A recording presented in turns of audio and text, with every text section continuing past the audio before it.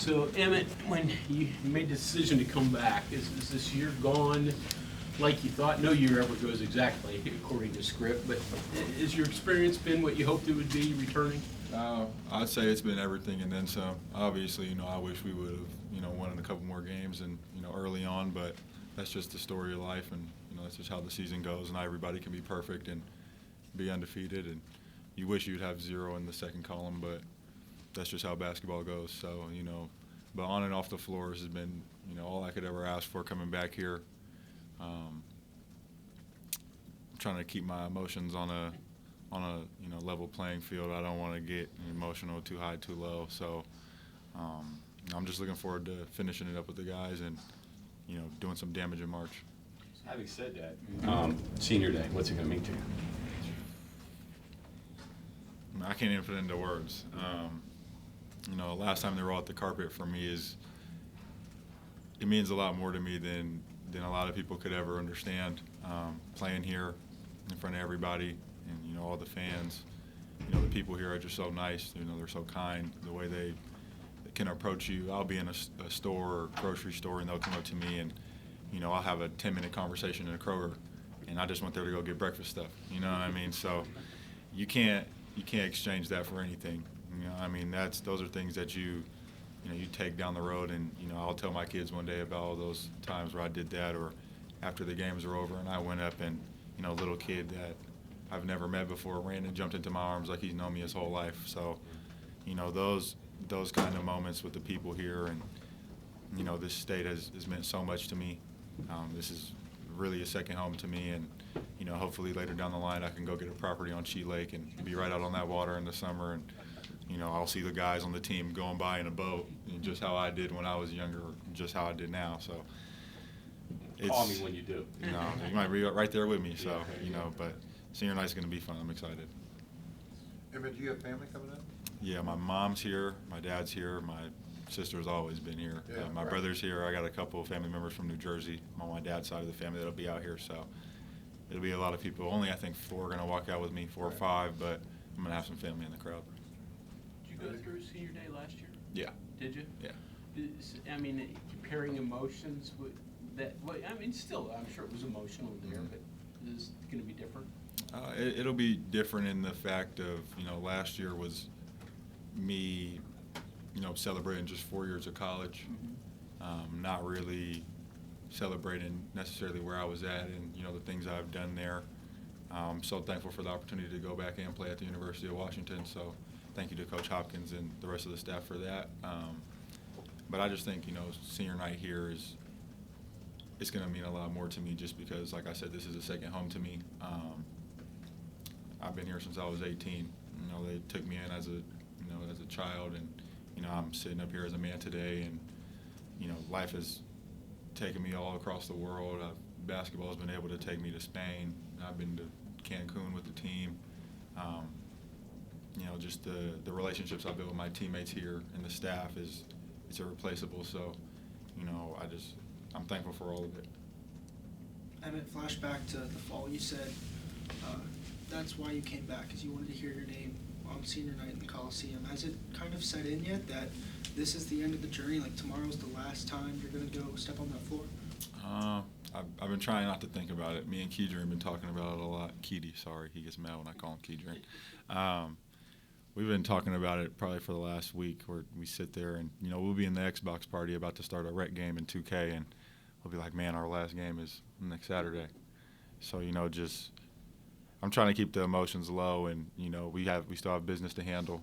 This is obviously a huge game for us. So, when they do call my name out and I have to walk out there, I might tear up a little bit, I might cry, but at the end of the day, we still got a game to play, and we know how important this game is to us, and what we're trying to do in March. So, I have to keep a business approach with this game, and I'm going to try my best to do that.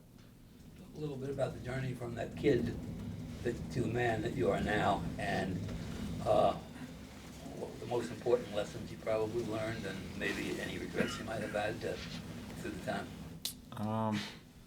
I don't think I'd say there was any regrets. I think everybody's life is mapped out already before it's started. I think, kind of just giving credit to God and, the journey. It is what it is, and it's supposed to be what it's going to be. And, you can't change any of that.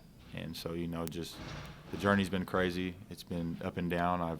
Like I said, I've been all over the place. You get mental fatigue, physical fatigue, no matter what. It's, you have to persevere through that and find a way to, wake up the next day and just deal with it. I think the main thing that I learned to do over my time is, take life one day at a time and don't take anything for granted. The seasons are long, but they do go by very, very fast. And, I'm pretty sure other basketball players can attest to that, or any other college athlete.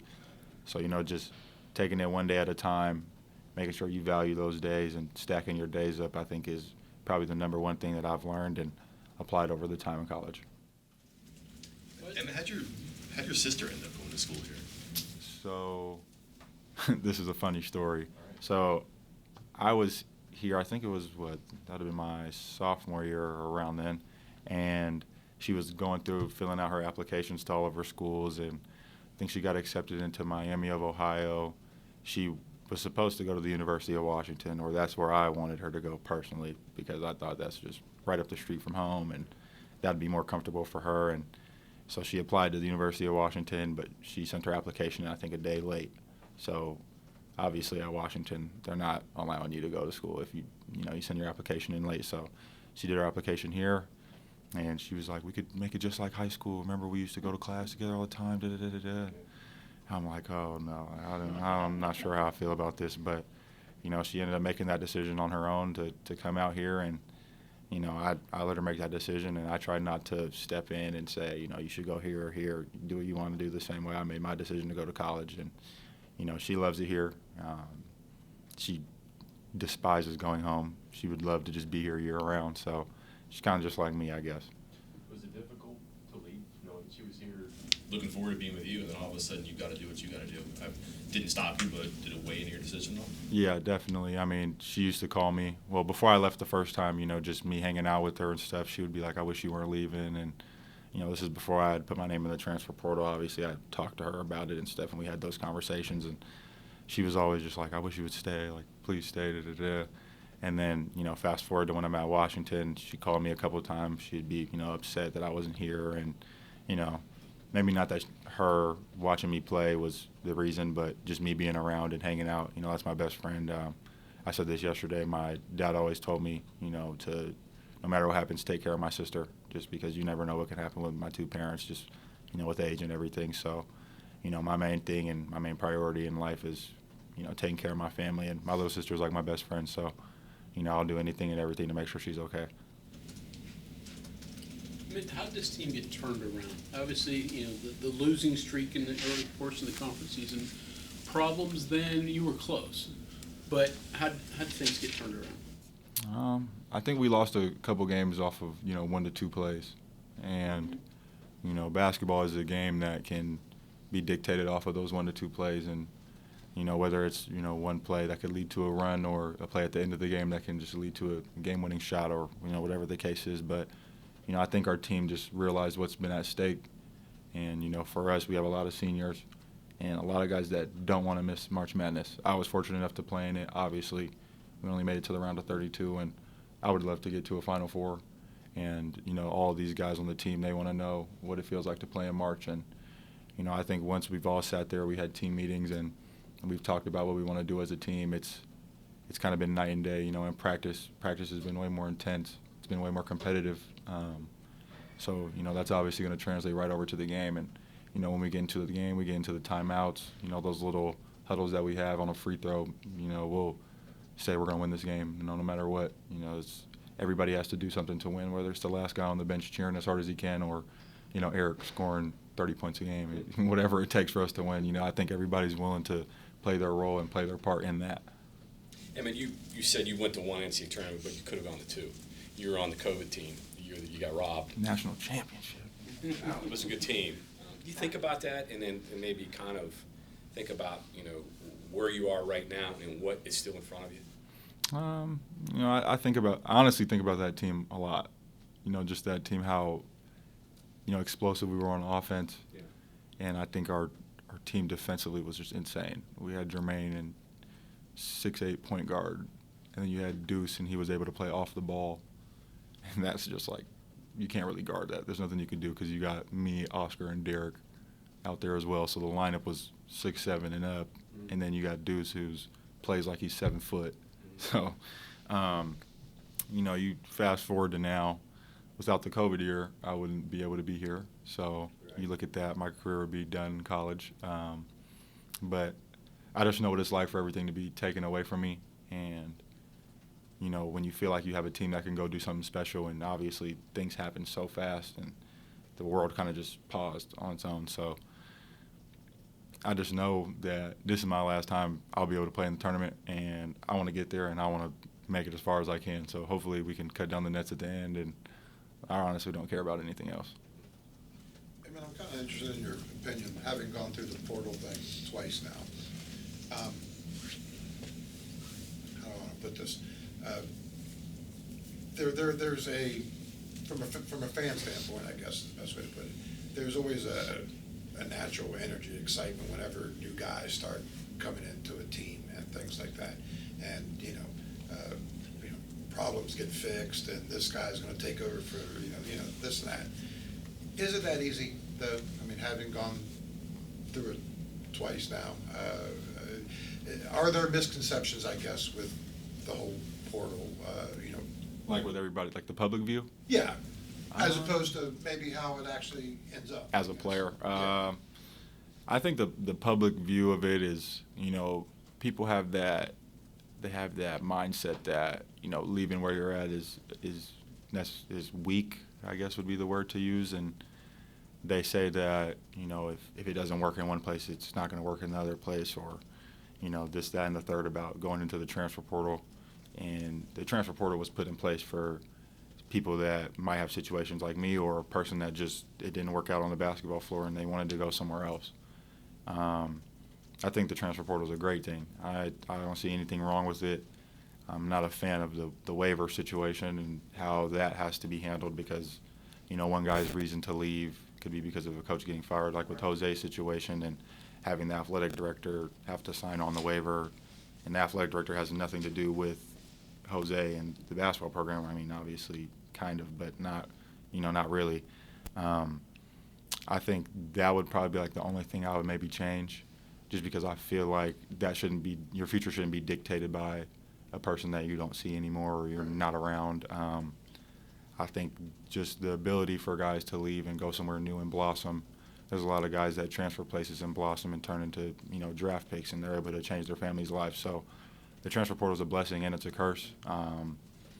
You can have teams that load up and stack up players, and that's going to leave some other teams in the dust. But I think that's sort of what this whole NIL and, you know, all that stuff has changed the game. It's a way different game, and it's not pay to win, but it's almost like, you know, who can do what to get the best team. And, you know, I think over the next couple of years you'll see that shift in the sport as, you know, those bottom feeder teams are going to fall off a cliff, and those teams that are up here are going to, you know, continue to excel. I guess kind of along those lines, I mean, but, you know, say a program, you know, on a yearly basis, they're going out and getting, you know, whatever, 4, 5, 6 guys.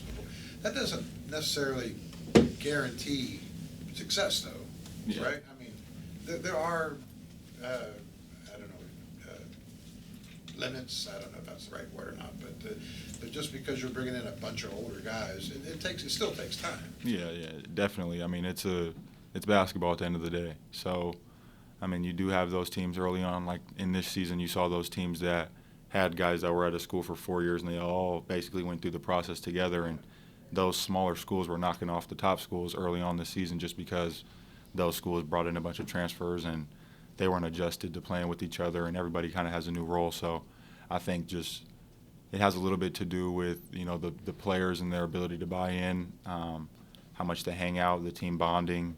You know, your coaching is going to play a factor. There's a bunch of things that play factor into that, and, you know, you as a team, you just have to buy in, and as a player, you have to be willing to sacrifice, you know, X, Y, and Z for the glory. I mean, to win games. And, you know, I think that's something our team did early, and, you know, that's why we didn't drop any of those games early to those teams that, you know, might have had a team full of juniors and seniors, but we had so much talent here, and we have a great coaching staff. And, you know, I think just our ability to, come together and win games is, especially just over this last month, has been phenomenal. So. Well, Emmitt, go talk about Eric. I mean, obviously you two played together growing up, and then tomorrow you guys are both closing kind of the book at the same time, same place. How much does that mean to you both? Our last high school game was against each other. So our last college game was with each other. So that's something that is hilarious. It's been a journey.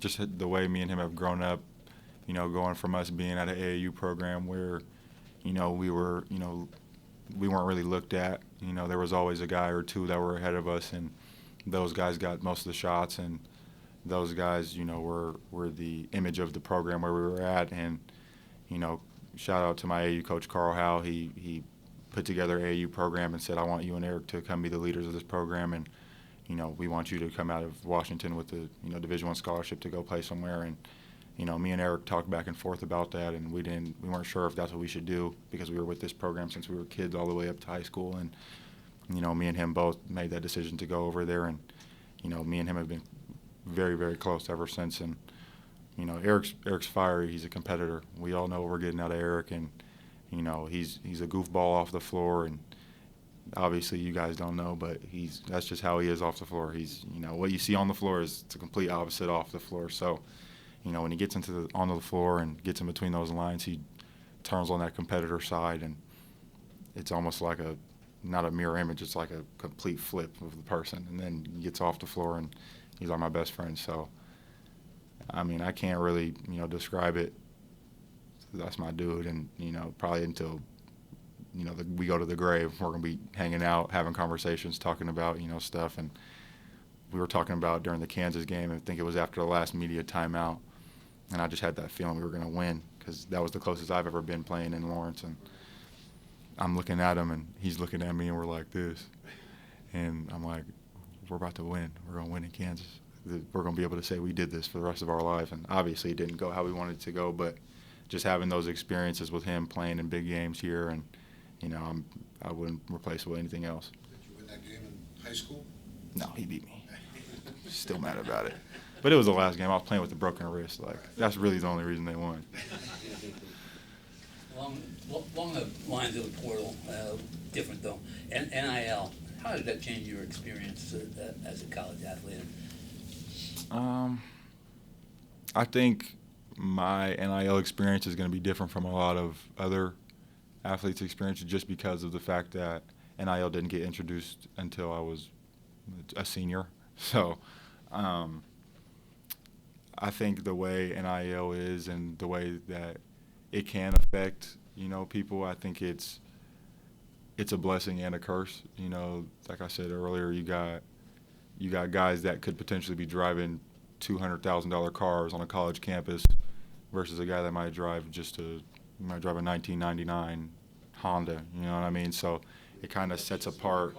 It sets it sets apart, player and player, and you don't really want to get that all mixed up. And so that's probably like one things that I don't like about it. But just for my sake here, and being here this year, Country Road Trust did an amazing job. There was many opportunities that we had, whether it was just hanging out with the fans at, football tailgate and, getting out in the community and doing something and, just, I guess, being able to be rewarded for that.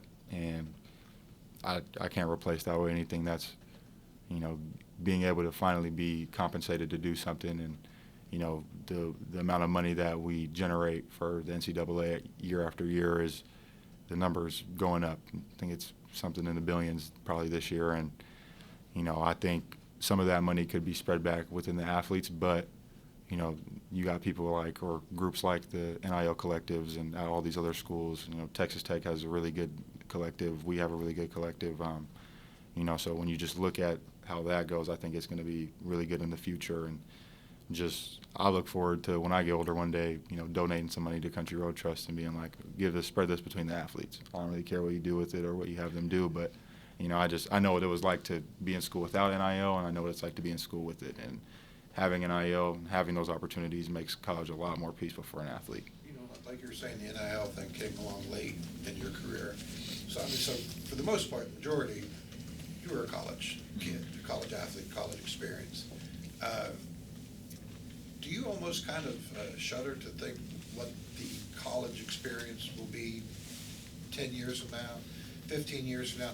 Kind of going off what you were saying earlier, will it eventually get to a point where college teams are, buying championships, which obviously that's not the way it's been?